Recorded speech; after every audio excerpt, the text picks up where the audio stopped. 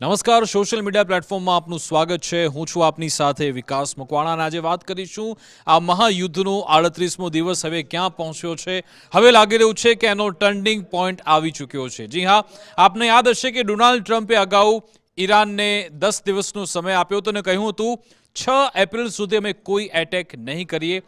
6 April એ deadline પૂર્ણ થવા જઈ રહી છે, પરંતુ હંમેશાની જેમ એટલે કે આ છેલ્લા 1 મહિનાના યુદ્ધમાં ડોનાલ્ડ ટ્રમ્પ કે જે ડેડલાઇન વધારતા રહેતા હોય છે, એમને ડેડલાઇન આગળ વધારી છે. ક્યાં કેટલો સમય આપે છે ડોનાલ્ડ ટ્રમ્પે એ તમને જણાવીશ. અને બીજી સૌથી મહત્વની બાબત, મોટા અપડેટ છેલ્લા 24 થી 48 કલાકના એ છે. તમને ખ્યાલ હશે કે એક F-15 જે અમેરિકાનું ફાઇટર જેટ કે જે ઈરાનમાં ક્રેશ થઈ ગયું અને એમાંથી 2 પાયલટ ઇજેક્ટ થઈ ગયા હતા. અને મેં એ પણ વાત કરી હતી કે જો એ પાયલટ ઈરાનના હાથમાં આવી ગયા તો યુદ્ધની દિશા બદલાઈ જશે અને પછી આ પાયલટને એને મેળવવા માટેની શોધખોળ માટે અમેરિકાએ આકાશ પાતાળ એક કર્યું અને આખરે એ એમના પાયલટને એમણે બચાવી લીધા છે.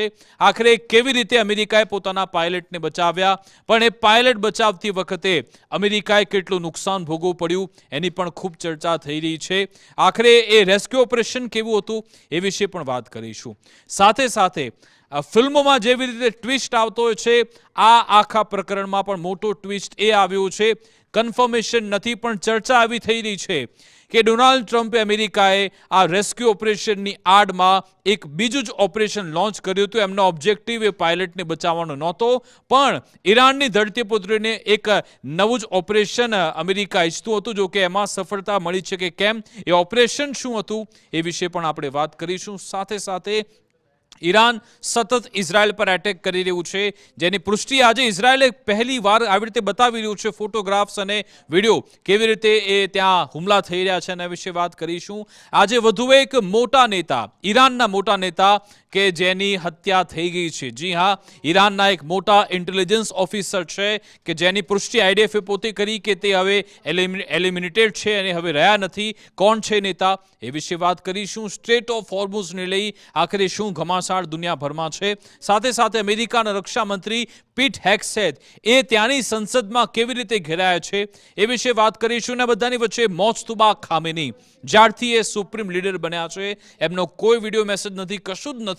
એક રહસ્ય છે, જીવિત છે કે કેમ, પણ ઈરાન દાવો કરી રહ્યું છે કે જીવિત છે. ઈરાન તરફથી એક મેસેજ આપવામાં આવ્યો છે મોજતુબા ખામેનીને લઈ. આખરે મેસેજ શું છે ખામેની માટેનો એ પણ તમને બતાવીશું. શરૂઆત કરીએ એનાલિસિસની. તો સૌ પ્રથમ આપણે જે બ્રેન્ટ ક્રૂડ ઓઇલના ભાવ જોતા હોઈએ છીએ, પહેલા એ આપણે ભાવ જોઈ લઈએ કે આખરે બ્રેન્ટ ક્રૂડ ઓઇલનો ભાવ અત્યારે કેટલો છે.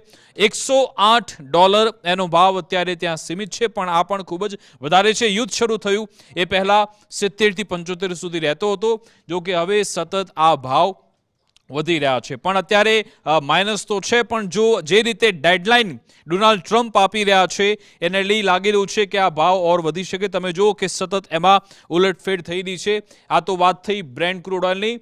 તમને એ ધમકી વિશે પણ જણાવીશું, પણ જે છેલ્લા 24 કલાકની જે તસવીરો સામે આવી છે, 24 થી 48 કલાકની, એ પહેલા જોવી ખૂબ જરૂરી છે. તમે જુઓ, આ કોઈ એવો કાટમાળ નથી કે ના કોઈ એવો વિસ્તાર કે જે બંજર હોય. આ તમામ આ જગ્યાએ અમેરિકાના ફાઇટર જેટ્સ હતા. જી હા, C-130 જે અહીંયા હતા એને એ ક્રેશ થઈ ગયા છે, અથવા તો ઈરાને તેને ઉડાવી દીધા એવો દાવો છે. ત્યાંના આ વિઝ્યુઅલ છે. આ બીજા વિઝ્યુઅલ જો ચારે બાજુ તમે જો, ત્યાં ઈરાનના ત્યાં પત્રકારો, IRGCના લોકો ત્યાં આવે છે ને આ સાઇટ્સની એ લોકો વિઝિટ કરી રહ્યા છે. આ આખું અમેરિકાના જે પાયલટ જ્યારે બચાવવામાં આવ્યા હતા એ માટે રેસ્ક્યુ ઓપરેશન દરમિયાન આ ખાના ખરાબી થઈ. તમે જુઓ કેવા અમેરિકાના એ મહાકાય જહાજો, હજારો કરોડોના જહાજો કે અત્યારે તે કાટમાળ થઈ ચૂક્યા છે, એની કોઈ વેલ્યુ રહી નથી. આખરે કેમ આવું થયું એ વિશે જાણવું ખૂબ જરૂરી છે. આ તમામ ફૂટેજીસ ઈરાન સતત રિલીઝ કરી રહ્યું છે. હવે આપણે વાત કરીએ કે ત્યાંના જે પત્રકારો છે એ પણ ત્યાં સાઇટ પર જઈને બતાવી રહ્યા છે. પણ તમે જુઓ, જે દાવો થઈ રહ્યો છે કે એક MH6 C-130 આ બંને અહીંયા હતા અને પછી એને તોડી પાડવામાં આવ્યા છે એવો દાવો ઈરાન તરફથી કરવામાં આવ્યો છે.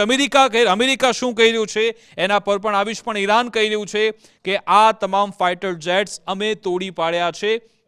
જો કે આને લઈ ઘણા બધા સવાલ પણ છે કે આ C-130 આખરે બે C-130 અહીંયા શું કરી રહ્યા હતા એ વિશે પણ આપને જણાવીશું. પણ અહીંયા આ રીતનો દાવો થઈ રહ્યો છે કે લેન્ડિંગ જ્યારે કરવામાં આવ્યું ત્યારે એને યોગ્ય લેન્ડિંગ ન મળ્યું, ત્યાં ફસાઈ ગયું અને પછી એને ત્યાં જ મૂકી દેવામાં આવ્યું, દાવો પણ કરવામાં આવ્યો હતો. જો કે એ તસવીરો સાથે સાથે બીજા પણ કેટલાક વિઝ્યુઅલ ત્યાંના જ આપણે બતાવીએ. આ તમે જો ડ્રોન વિઝ્યુઅલ છે કે જે બતાવે છે કે કેવું મેસિવ સ્કેલનું આ ડિસ્ટ્રક્શન છે, જ્યાં ઓપરેશન એપિક કહેવામાં આવી રહ્યું છે, એપિક ફ્યુરી. જો કે હવે એને એપિક ફેલ્યોર કરી રહ્યા છે ત્યાંના ઘણા બધા એકાઉન્ટ્સ. એનો આ ડ્રોન વિડીયો પણ સામે આવ્યો જ્યારે અમેરિકાના જહાજ ઈરાનની ધરતી પર, અમેરિકાના ફાઇટર પ્લેન ઈરાનની ધરતી પર તબાહ થઈ ગયા હતા, જેની તસવીરો, એના વિડીયોઝ ખૂબ જ વાયરલ થઈ રહ્યા છે. હવે તમે જુઓ, એના પત્રકાર ત્યાં ઘટના સ્થળે જઈને એ પણ રિપોર્ટિંગ કરી રહ્યા છે. આ તમામ પ્રારંભિક દ્રશ્યો છે ને તમને ખબર હશે કે જે પણ એનાલિસિસ લોકો જોવે છે, છેલ્લા 4 દિવસથી આપણે આ પોઈન્ટને ટ્રેક કરી રહ્યા છે. શરૂઆતમાં ફક્ત તસવીરો જ આવી હતી અને તસવીરો દરમિયાન આપણે જોયું હતું કે એવું લાગતું હતું કે આ તો F-35 છે, પણ F-35 નહોતું, F-50 હતું, જેની કન્ફર્મેશન થઈ ગઈ, પુષ્ટિ થઈ ગઈ. પરંતુ એ પછી કહાની ત્યારથી શરૂ થાય છે કે આખરે એ પ્લેન ત્યાં કેવી રીતે પહોંચ્યું, શું કારણથી આવ્યું હતું, ત્યાં બચેલા જે પાયલટ છે એના માટે શું કરવું.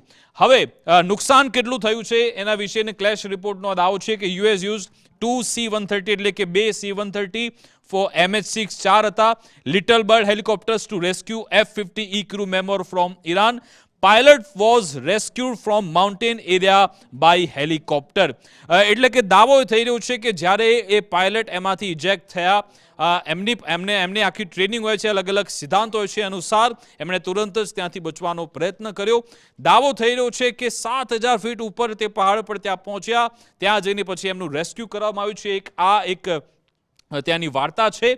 હવે આ ત્યાંના અલગ અલગ વિઝ્યુઅલ વધુ તમે જુઓ કે કેવું ડિસ્ટ્રક્શન ત્યાં થયું છે. આ ત્યાંના વિડીયોઝ છે, ફોટોગ્રાફ્સ પણ છે, ઘણા બધા અવેલેબલ છે, એટલે એની પુષ્ટિ તો થઈ જ ગઈ છે.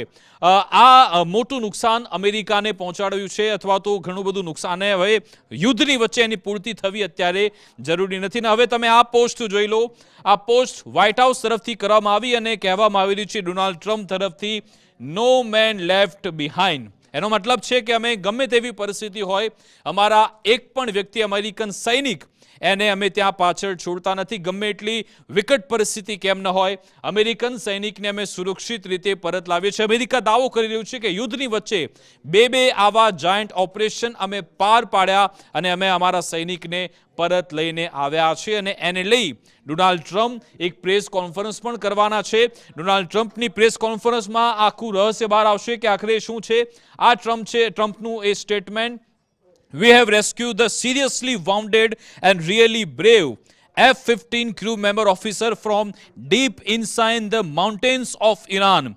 The Iranian military was looking hard in big numbers and getting close. He is highly respected colonel. This type of raid is seldom attempt because of danger to men and equipment. It just does not happen. The second raid came after the first one, where we rescued the pilot in broad daylight. Also unusual, spending 7 hours over Iran. An amazing show of bravery and talent by all. I will be having a news conference with the military at the Oval Office on Monday at 1 PM. એટલે કે આપણા ભારતીય સમય અનુસાર રાત્રે 10 વાગે આસપાસ Donald Trump એ press કરશે.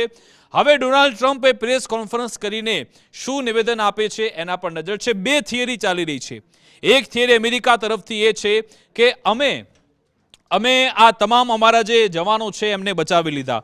બીજી થિયરી એવી છે કે સાથે સાથે અમેરિકા એમ પણ કહ્યું એમના સૈનિકો તરફથી, અને CIA ત્યાંના એજન્સી CNN એને ઇન્ટરવ્યૂ આપતા કહ્યું કે અમે જ્યારે રેસ્ક્યુ ઓપરેશન પૂર્ણ કરીને જઈ રહ્યા હતા, અમારા C-130 આ જે મહાકાય જહાજ છે એ ત્યાં ફસાઈ ગયા હતા, અને પછી દુશ્મન દેશ એટલે કે ઈરાનના હાથમાં એ ફાઇટર જેટ ન આવે એટલે અમે જાતે જ એને તબાહ કરી નાખ્યા, બ્લોઅપ કરી નાખ્યા. કારણ કે આ લોકો અમારી સામે જ તેનો ઉપયોગ કરી શકે, અથવા તો રિવર્સ ટેકનોલોજી કરીને એનો ઉપયોગ અમારી સામે કરી શકે છે. એટલે અમે નિર્ણય લીધો કે અમે તેને ત્યાં જ તોડી પાડીશું. આ થઈ અમેરિકાની એમની પોતાની વાર્તા. ઈરાનની વાર્તા અલગ છે. ઈરાન કહી રહ્યું છે કે આ લોકો એમનો આખરે ઇસ્ફહાન સુધી આ C-130 કેમ આવી ગયું. કારણ કે તમને મેપની મદદથી બતાવું કે જ્યારે આ જે પાયલટ અહીંયા ફસાઈ ગયા હતા એ આ એરિયામાં હતા, માની લો કે આ જે પર્શિયન ગલ્ફ છે અહીંયાથી જે બે પાયલટ છે એ અહીંયા જ્યારે એમના પ્લેન ક્રેશ થયા એ એરિયા અહીંયા હતો, આ વિસ્તારમાં હતો, પણ જ્યારે C-130 ક્રેશ થાય છે એ ઇસ્ફહાનથી ફક્ત 25 કિલો, આ ઇસ્ફહાન છે, અહીંયાથી ફક્ત 25 કિલોમીટર દૂર જ એ ક્રેશ થાય છે. તો સવાલ એ થાય કે જો ક્રેશ સાઇટ અહીંયા હતી, પાયલટનું રેસ્ક્યુ તમારે અહીંયાથી કરવાનું હતું, પછી ઇસ્ફહાનની નજીક તમે કેમ ગયા? અને એ તો ઓફિશિયલ ડેટા છે. એટલે ઈરાન દાવો એમ કરી રહ્યું છે કે આ લોકો ભલે અહીંયા દાવો કરતા હોય કે અમે પાયલટનું રેસ્ક્યુ કરી લીધું છે, ઈરાને એક એવી તસવીર પણ શેર કરી છે. એ તસવીરમાં અમે નથી બતાવી શકતા કારણ કે એ ખૂબ જ સેન્સિટિવ તસવીર છે. એમાં કહેવામાં આવ્યું કે એક હાડપિંજર છે, એ આખી જે બોડી છે એ ત્યાં આગને કારણે તે તબાહ થઈ ગઈ છે, ભસ્મીભૂત થઈ ગઈ છે. એના કેટલાક એવા વિડીયો છે, કેટલાક ફોટોગ્રાફ ઈરાન રિલીઝ કરી રહ્યું છે જે બતાવી શકાતા નથી. એટલે કે બે થિયરી છે. અમેરિકા કહે છે કે અમે અમારા પાયલટને સફળતાપૂર્વક ત્યાંથી બહાર કાઢ્યા. ઈરાન કહી રહ્યું છે કે કોઈએ બહાર નથી કાઢ્યા, ઉપરથી તમારા એ તમામ ફાઇટર પ્લેન અમે ઉડાવી દીધા. અને સવાલ પણ એ થાય કે આખરે ઇસ્ફહાનની નજીક કેમ C-130 પહોંચ્યા હતા? એ સવાલ ચોક્કસથી થવાનો છે. પણ હવે તમને આગળની એ વાત બતાવું કે ઇસ્ફહાન તો એ ત્યાં એ લોકો પહોંચ્યા જ, એ તો કન્ફર્મેશન છે. દાવો એ થઈ રહ્યો છે આમાં કે અમેરિકા, એનો પ્લાન એ હતો કે ઈરાન પાસે જે એનરિચ યુરેનિયમ છે, હાઈ એનરિચ યુરેનિયમ જે 60% સુધી પહોંચી ગયું છે, એને મેળવવા માટે અમેરિકાની એ આર્મી ત્યાં ઇસ્ફહાન સુધી પહોંચી. અને આ એ ઇસ્ફહાન એ એરિયા તમે જોઈ લો કે આજ કે જે એરિયા છે અહીંયા દાવો થઈ રહ્યો છે. અને IAEA કન્ફર્મ પણ કર્યું છે કે અહીંયા જ એમણે પોતાનું જે યુરેનિયમ છે, સંવર્ધિત યુરેનિયમ, તેને બચાવીને રાખ્યું છે, જે ઓફિશિયલ વેબસાઇટ પરથી જ એ દાવો થાય છે. અને ડોનાલ્ડ ટ્રમ્પ એ યુરેનિયમ ઈચ્છે છે એટલા માટે જ એમણે કદાચ એ પાયલટ રેસ્ક્યુ કરવાના ઓપરેશનની આડમાં એક એવું ઓપરેશન ચલાવ્યું કે આપણે એક ત્યાં બેઝ બની જાય અને પછી આપણા જવાનો ત્યાં ઇસ્ફહાનમાં પહોંચે. થોડો જથ્થો પણ જો હાથમાં લાગી જાત યુરેનિયમનો તો પછી એને એક સફળતા બતાવે અમેરિકા. અને પછી ત્યાંથી, કારણ કે ઈસ્ટર ડે આવી રહ્યું છે, ઈસ્ટર ડેના દિવસે જાહેરાત થાય કે અમેરિકાએ એ યુરેનિયમ મેળવ્યું છે, અમેરિકાએ તેના મોટા લીડરને મારી નાખ્યા, એરફોર્સ પતાવી દીધી, નેવી પતાવી દીધી, યુરેનિયમ પણ હાથમાં આવી ગયું છે અને ડોનાલ્ડ ટ્રમ્પને એક સેફ એક્ઝિટ મળી જાય એ રીતની અહીંયા વાર્તા છે. પણ કન્ફર્મ પણ એક સવાલ તો થાય કે આખરે જો 200 કિલોમીટર દૂર પ્લેન ક્રેશ થયું હોય તો ત્યાંથી આટલે ઇસ્ફહાન જવાની જરૂરિયાત અમેરિકાને કેમ પડી? કેમ C-130 અહીંયા કેપ્ચર થઈ ગયું અને એને તોડી પાડવામાં આવ્યું? એ સવાલ ચોક્કસથી થાય. અને હવે હું જેના પર આવી રહ્યો છું, જે આ આખું જે રિપીટેશન કેવું થયું છે, આ તમે જો ખામેની એમનું ઓફિશિયલ એકાઉન્ટ છે, એનું જે સોશિયલ મીડિયા એકાઉન્ટ હજુ પણ એક્ટિવ છે અને એમના તરફથી, એમના પેજ તરફથી, એટલે કે આ એક પોસ્ટ કરવામાં આવી છે. The Americans once attack here in Tabas, remember they wet themselves, turn back and left. આ ફોટોગ્રાફ રિલીઝ કરવામાં આવ્યો છે 1980નો અને 2026નો. એ વખતે પણ તમને યાદ હશે કે એક ઓપરેશન અમેરિકાએ ચલાવ્યું હતું કે જે IRGCની સ્થાપના થાય છે અને ઘણા બધા અમેરિકન એમ્બેસીના લોકો છે અહીંયા ફસાઈ જાય છે અને એમને બચાવવા માટે અમેરિકાએ એક ઓપરેશન પાર પાડ્યું હતું. અને એ સમયે પણ આવા મહાકાય જહાજ અહીંયા મોકલવામાં આવ્યા હતા. જો કે છેલ્લે ઓપરેશનમાં એમ થયું કે એક ફાઇટર પ્લેન કે જે એમની ટેકનિકલ ભૂલથી ક્રેશ થઈ ગયું હતું, બાકીના જે આગળના જે પ્લેન છે એ આગળ વધી ન શક્યા અને અંતે પછી એમણે ઓપરેશન વિડ્રો કરવું પડ્યું હતું. બે પ્લેન સામસામે ટકરાઈને એમના ક્લેશ થઈ ગયા હતા અને પછી એક સાઇટ પર તમે જુઓ કે તમામ નેતા પહોંચ્યા, ખામેની પોતે પહોંચ્યા હતા. એનો વિડીયો બતાવવામાં આવ્યો છે કે એ કમ્પેરિઝન કરી રહ્યા છે કે 1980 હોય કે 2026 જો તમે અમારી ધરતી પર આવશો તો તમારા આ જ હાલ થશે. તે બતાવવાનો પ્રયત્ન ઈરાન તરફથી કરવામાં આવ્યો છે. સાથે સાથે હવે પછીના સમાચાર ખૂબ જ મહત્વના છે, કારણ કે જ્યારથી આ યુદ્ધની શરૂઆત થઈને તમે ઓપરેશન સિંદૂર વખતે પણ જોયું હશે કે આપણે પાકિસ્તાનના જે એરબેઝ આપણે ઉડાવ્યા, 12 એરબેઝ આપણે ઉડાવ્યા હતા, હેંગર ઉડાવી દીધા. એ આપણને પુષ્ટિ કેવી રીતે થઈ? આપણી પાસે ડેટા તો હતો જ, પણ સેટેલાઇટ તસવીર પણ આપણને મળતી હતી. આપણે એનાથી કન્ફર્મેશન કરતા હતા બિફોર આફ્ટર, એટલે કે પહેલા એકદમ સાફ સુથરી તસવીર છે. બીજી તસવીરમાં એટેક બાદ ત્યાં બ્લેક હોલ થઈ જાય છે, ત્યાં તમામ જે પ્લેન પડેલું છે, તૂટી જાય છે. આપણે હમણાં પણ જોયું હતું કે જ્યારે અમેરિકાની અવાક સિસ્ટમને જ્યારે ઈરાને તોડી પાડી, જે રિયાદમાં એમનો બેઝ આવેલો છે ત્યાં, એની તસવીર પણ આપણને સેટેલાઇટની મદદથી જ મળી હતી. હવે અમેરિકાએ શું કહ્યું છે? પ્લેનેટ લેબ સેટેલાઇટ ફર્મ છે કે જે આ તમામ તસવીરો ઉપલબ્ધ કરાવે છે. અમેરિકાએ કહ્યું છે કે તમે હવે તસવીર એ ઉપલબ્ધ કરાવવાનું બંધ કરી દો. જી હા, satellite imaging company Planet Labs છે it will indefinitely withhold Iran war imagery after request from the Trump administration. એટલે કે અમેરિકા ઈચ્છી રહ્યું છે કે હવે તમે એ તમામ તસવીરો બતાવવાનું બંધ કરી દો, એટલે કે જ્યાં સુધી કહેવામાં ન આવે ત્યાં સુધી હવે તમને એ બધી સેટેલાઇટ તસવીરો આ કંપની એટલે કે પ્લેનેટ લેબ્સ એ ઉપલબ્ધ નહીં કરાવે. એટલે કે શું ડોનાલ્ડ ટ્રમ્પ કંઈ છુપાવવા માંગે છે? ને આનો તમે એની ક્રોનોલોજી સમજો તો આખું આ જે ઓપરેશન થયું એ 3 થી 5 એપ્રિલની વચ્ચે થયું છે ને તે એની વચ્ચે જ ત્યારબાદ જ આ આદેશ આપવામાં આવ્યો છે. એટલે કે શું અમેરિકા કંઈ છુપાવવા માંગે છે કે કેમ, એક મોટો સવાલ છે. અને હવે આપણે આવી જઈએ કે બે વાત તો મેં તમને કરી કે એક ઈરાન તરફથી એવો દાવો થયો કે અમે પ્લેન ક્રેશ અમે કર્યું છે, અમે એને તોડી પાડ્યું છે. અમેરિકા કહી રહ્યું છે કે અમે જાતે જ એને તોડી પાડ્યું હતું. આ રીતની પરિસ્થિતિ છે. હવે આવી જઈએ એ ધમકી પર. ડોનાલ્ડ ટ્રમ્પ તરફથી કે જેવી ગાળો આપવામાં આવે છે, ખરાબ શબ્દોનો ઉપયોગ કરવામાં આવે છે, આવી ભાષા જે પાનના ગલ્લે બેઠા કોઈ ટપોરી વાત કરતા હોય એ રીતની વાત અમેરિકાના રાષ્ટ્રપતિ કરી રહ્યા છે. એમણે શું કહ્યું? Tuesday will be power plant day. Donald ટ્રમ્પને આમાં ખૂબ મજા આવી રહી છે, યુદ્ધ લડવામાં આવી રહી છે, જાણે કે કોઈ અલગ અલગ દિવસ મનાતા હોય. એમણે કહ્યું મંગળવારનો દિવસ આપણો પાવર પ્લાન્ટ ડે છે, આપણે મનાવીશું, બ્રિજ ડે મનાવીશું, અને all wrap up in Iran there will be nothing like it, open the strait. એમાં પણ ગાળ બોલી રહ્યા છે, યુ ક્રેઝી, ફરી એકવાર ગાળ બોલી, you will be living in hell, તમે નર્કમાં જશો, just watch, praise to be Allah, president Donald Trump. એક જ ટ્વીટમાં એમણે 2 વાર ગાળો આપી છે ઈરાનના લોકોને. અને સાથે સાથે અહીંયા કહેવામાં આવ્યું છે કે જો તમે સ્ટ્રેટ ઓફ હોર્મુઝ ઓપન નહીં કરો તો નર્કમાં જતા રહેશો. એવી વાત ડોનાલ્ડ ટ્રમ્પે કરી છે. એની ચર્ચા દુનિયાભરમાં થઈ રહી છે. ઈરાને શું જવાબ આપ્યો એ પણ તમને બતાવીશું. પણ સાથે સાથે તમે જુઓ કે આ એક જ ટ્વીટ લખવામાં આવ્યું છે, ટ્યુઝડે 8 PM ઈસ્ટર્ન ટાઈમ. આ ડેડલાઇન મેં જેમણે કહ્યું કે કઈ ડેડલાઇન વધારી છે ટ્રમ્પે, તો આ ડેડલાઇન એમની એકચ્યુઅલી આજે પતી હતી, પણ હવે એમણે એક ઓર દિવસ વધારાનો આપ્યો છે. હવે 72 કલાક થઈ જશે ટોટલ. એટલે કે ટ્યુઝડે 8 PM ઈસ્ટર્ન ટાઈમ, ભારતીય સમય અનુસાર બુધવારનો સવારે 5 વાગ્યાનો સમય છે, ત્યાં સુધી જો ઈરાન સ્ટ્રેટ ઓફ હોર્મુઝ ઓપન નહીં કરે અથવા તો એમની ડીલ નહીં માને તો પછી એ કહ્યું એમ કે પાવર પ્લાન્ટ ડે મનાવશે, બ્રિજ ડે મનાવશે, એટલે તમામ જગ્યાએ એટેક કરશે. એની સામે હવે ઈરાન શું જવાબ આપી રહ્યું છે?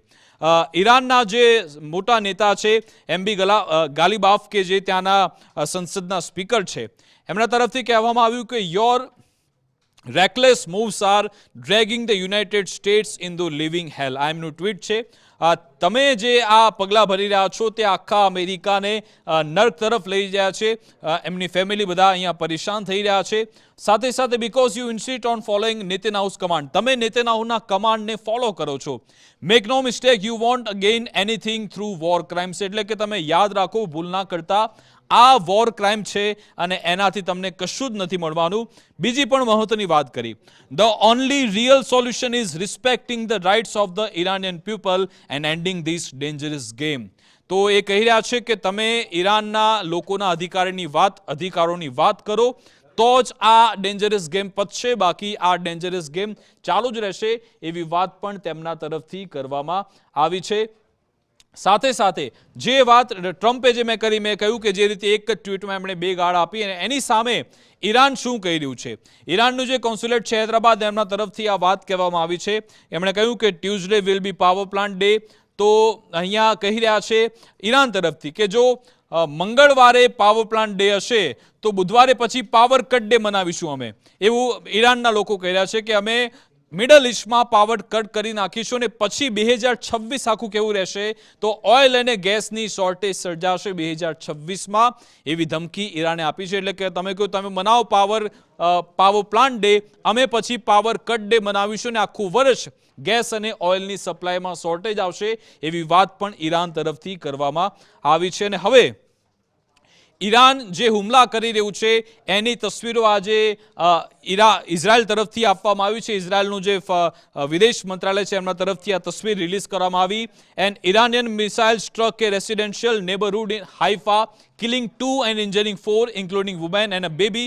2 remain missing under the rubble. એટલે કાટમાળ હેઠળ હજુ પણ કેટલાક લોકો છે. The Iranian regime is deliberately targeting civilians, adding to its long record of war crimes and crimes against humanity. માનવતા સામે આ લોકો ક્રાઇમ કરી રહ્યા છે અને તેની તસવીરો તમે જુઓ જે ઇઝરાયલ તરફથી રિલીઝ થઈ છે. આ એટેક ઈરાન તરફથી કરવામાં આવ્યો હતો. કેવું ડિસ્ટ્રક્શન અહીંયા થયું છે. ઘણા બધા લોકોના મોતની પણ અહીંયા વાત છે, પણ એમણે કન્ફર્મ કર્યું છે કે લગભગ 2 લોકોના મોત થયા છે, 4 કરતાં વધારે લોકો ઘાયલ છે. આ પુષ્ટિ ઇઝરાયલ તરફથી કરવામાં આવ્યું છે. વધુ એક સમાચાર એએનઆઈ તરફથી જ આ વિડીયો ફૂટેજ રિલીઝ થયા હાઇફાના જ છે. Aftermath of Iranian missile attack in Haifa April 5 in which Israeli paramedics retrieved bodies. As per the paramedics, 9 people were being treated for injuries. એટલે 9 જેટલા લોકોને અહીંયા ઘાયલ થયા છે એવી વાત પણ અહીંયા કરવામાં આવી છે. હવે આ તો એટેકની વાત થઈ ઈરાનની, પણ ઇઝરાયલ તો મોટા મોટા માથા જ ઉડાવી રહ્યું છે. તમે જુઓ આજે વધુ એક શખ્સિયત ઈરાનની કે જે એલિમિનેટેડ થઈ ગયા છે. આ કોણ છે? Head of the intelligence of the Islamic Revolutionary Guard, IRGC કોર્પ્સના જે ઇન્ટેલિજન્સ હેડ છે, હવે એમને એ પણ રહ્યા નથી. આજે કહેવામાં આવી રહ્યું છે કે ઇઝરાયલે જે એટેક કર્યો એમાં આજે એમના રેસિડેન્ટ પર એટેક થયો હતો જેમનું નામ છે Majid Khademi, the head of the intelligence of the IRGC. Khademi was one of the IRGC most senior commander and had accumulated extensive experience over many years. Khademi worked to advance terrorist attacks worldwide and was responsible for monitoring Iranian civilians as a part of the regime suppression. એના માટેની એ supervision કરી રહ્યા હતા અને protest એના પર પણ નજર રાખી રહ્યા હતા, જેને હવે ઇઝરાયેલે ઉડાવી દીધા છે. એમનો ફોટો છે. એટલે કે એક બાદ એક જેટલા પણ IRGCના મોટા ચહેરા છે એને શોધીને ઇઝરાયલ વીણીને મારી રહ્યું છે. એક બાજુ યુદ્ધ ચાલી રહ્યું છે. ઇઝરાયલનું ફોકસ ક્લિયર છે. જેટલા પણ IRGCના મોટા નેતા છે એને પતાવી દેવા અને જેટલી બને એટલી લેબનોનની જગ્યા લઈ લેવી, એ ઇઝરાયલની અત્યારની રણનીતિ જોવા મળી રહી છે. પણ હવે તમે જુઓ કે ત્યાંની સંસદમાં કેવી ગતિવિધિ ચાલી રહી છે. એટલે કે અમેરિકાની વાત કરી રહ્યો છું અને ત્યાંના એક સેનેટર છે, એમણે એક ખૂબ જ મહત્વની વાત કરી. ડોનાલ્ડ ટ્રમ્પ જે કહી રહ્યા છે કે ભાઈ તમારે સ્ટ્રેટ ઓફ હોર્મુઝ તો ઓપન કરવું જ પડશે અને જે વાત થઈ રહી છે કે સીઝ ફાયર માટે એટલે કે યુદ્ધ રોકાઈ જાય એ માટે પ્રાઇમરી કન્ડિશન શું હોવી જોઈએ? તો ટ્રમ્પ કહી રહ્યા છે કે પહેલા તમે સ્ટ્રેટ ઓફ હોર્મુઝ ઓપન કરી લો. તો ત્યાંના સાંસદ શું કહી રહ્યા છે કે મહારાજ તમારા કારણે તો આ સ્ટ્રેટ ઓફ હોર્મુઝ બંધ થયું છે અને તમે કહી રહ્યા છો કે સીઝ ફાયરમાં પહેલી શરત આવી જોઈએ. SOH was already open before the war. એટલે કે ત્યાંના સાંસદ કહી રહ્યા છે કે ભાઈ આ SOH તો પહેલાથી જ ખુલ્લું હતું, પણ તમારા કારણે આ યુદ્ધનો શું હેતુ હતો ખબર પડતી નથી અને લોકો પરેશાન થઈ રહ્યા છે. You have created a global crisis out of nothing. આ ત્યાંના સાંસદ કહી રહ્યા છે. તમે સાંભળો.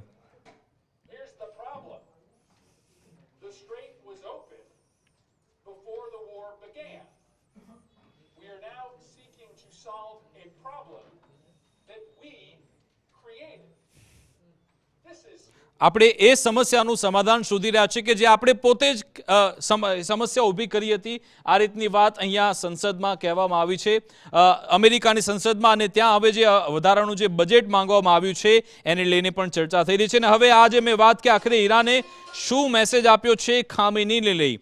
એક મોટું રહસ્ય છે આ ખામેનીને લઈ કે મોજતુબા ખામેની આખરે છે કે કેમ, શું એ જીવિત છે કે ઘાયલ છે, ક્યાં છે એના વિશે કોઈને ખબર નથી. શું રશિયામાં તેમની સારવાર ચાલી રહી છે, ચાઇનામાં છે, ઘણી બધી થિયરી છે, અથવા તો ઈરાનમાં જ કોઈ એવી ગુપ્ત સ્થાને ગુપ્ત જગ્યાએ તે બેઠેલા છે એવો દાવો છે. ઘણા સમય બાદ એટલે કે યુદ્ધના લગભગ 35માં 36માં દિવસે એક વિડીયો ઈરાન તરફથી આ રિલીઝ કરવામાં આવ્યો છે અને એ લગભગ 18 સેકન્ડનો જ વિડીયો છે અને એમાં બતાવવામાં આવે છે કે મોજતુબા ખામેની આવે છે અને એ વોર રૂમમાં પહોંચે છે. વોર રૂમમાં પહેલાથી જ એ અધિકારીઓ ત્યાં છે અને એક કંટ્રોલ રૂમ છે, ત્યાં જઈને અધિકારી સાથે સંવાદ કરે છે. આ એમનો વિડીયો ઈરાન તરફથી રિલીઝ કરવામાં આવ્યો છે અને ત્યાં ઉપર કઈ બાબત લખી છે એ પણ તમે જુઓ. ડિમોના ન્યુક્લિયર એના વિશેની વાત કરવામાં આવી રહી છે.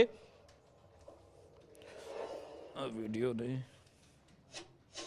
આ મોસ્તુબા ખામીની આવ્યા અને મોનિટર પર શું લખેલું છે તમે જુઓ. ડિમોના ન્યુક્લિયર રિએક્ટર એટલે કે ઇઝરાયલનું આ ડિમોના ન્યુક્લિયર રિએક્ટર છે એના પર અત્યારે ઈરાનની નજર છે એ સ્પષ્ટપણે બતાવવામાં આવ્યું છે. મેસેજિંગ ઈરાન તરફથી કરવામાં આવ્યું, પણ કહેવામાં આવી રહ્યું છે કે કદાચ આ એઆઈ વિડીયો પણ હોઈ શકે છે અથવા તો એવો જનરેટેડ વિડીયો છે કે જે અથવા તો બહુ જૂનો વિડીયો હોઈ શકે છે. કોઈ પુષ્ટિ નથી. લગભગ એઆઈ વિડીયો જ આને માનવામાં આવી રહ્યો છે. અમે કોઈ પુષ્ટિ કરતા નથી, પણ એક મેસેજિંગ ચોક્કસથી કરવામાં આવી રહ્યું છે કે આખરે અમે મજબૂત છીએ, મોસ્તુબા ખામીની પણ અમારી સાથે છે અને બધાની સાથે રહીને જ આ પ્રયત્ન થઈ રહ્યો છે અમેરિકાને હરાવવાનો. હવે બીજી વાત એ પણ આવી છે આખા યુદ્ધમાં કે જે મેં વાત કરી કે રેસ્ક્યુ ઓપરેશનની આડમાં અમેરિકા એ યુરેનિયમ લેવાનો પ્રયત્ન કરી રહ્યું હતું. શું એમાં અમેરિકાને સફળતા મળી છે કે કેમ? કારણ કે ઇસ્ફહાન નજીક એમના C-130 પહોંચી ગયા હતા. દાવો એ પણ છે કે કદાચ એમના હાથમાં કંઈ એવો જથ્થો આવ્યો પણ હોય અથવા તો ન પણ આવ્યો. હવે નજર છે ડોનાલ્ડ ટ્રમ્પની પ્રેસ કોન્ફરન્સ પર કે જે સૈનિકોને સાથે રાખીને પ્રેસ કોન્ફરન્સ કરવાના છે. એમાં ડોનાલ્ડ ટ્રમ્પ શું કહે છે એના પર નજર છે. ને જે ડેડલાઇન વધારવામાં આવી છે ડોનાલ્ડ ટ્રમ્પ તરફથી, વધુ 24 કલાકનો સમય આપવામાં આવેલો, જે ભારતીય સમય થાય છે બુધવારનો સવારે 5 વાગ્યા સુધીનો સમય. એ સમયગાળા બાદ અમેરિકા શું પગલાં લે છે? ઈરાન તો સતત કહી રહ્યું છે કે અમે અહીંયા કોઈ વાતચીત માટે તૈયાર નથી. એ સીધી રીતે યુદ્ધ બંધ થઈ જાય અને અમને જે નુકસાન પહોંચ્યું છે એ તમે પે કરી દો. ઈરાનના લોકોના અધિકારની વાત કરો તો અમે યુદ્ધ રોકવા તૈયાર છીએ. શું એવું થાય છે કે મને નજર છે? ને બીજી સૌથી મહત્વની બાબત એ, આજે રોયટર્સ તરફથી, અમેરિકાની જે ન્યૂઝ એજન્સી છે એમના તરફથી દાવો થયો છે કે ફરી એકવાર ડિપ્લોમેટિક ચેનલ ઓન થઈ ગઈ છે જેમાં પાકિસ્તાન ભૂમિકા ભજવી રહ્યું છે. દાવો થઈ રહ્યો છે કે પાકિસ્તાને એક સીઝ ફાયર માટેનો એક વિકલ્પ ઈરાનને મોકલાવ્યો છે ને જેમાં દાવો થઈ રહ્યો છે કે 45 દિવસનું સીઝ ફાયર થશે.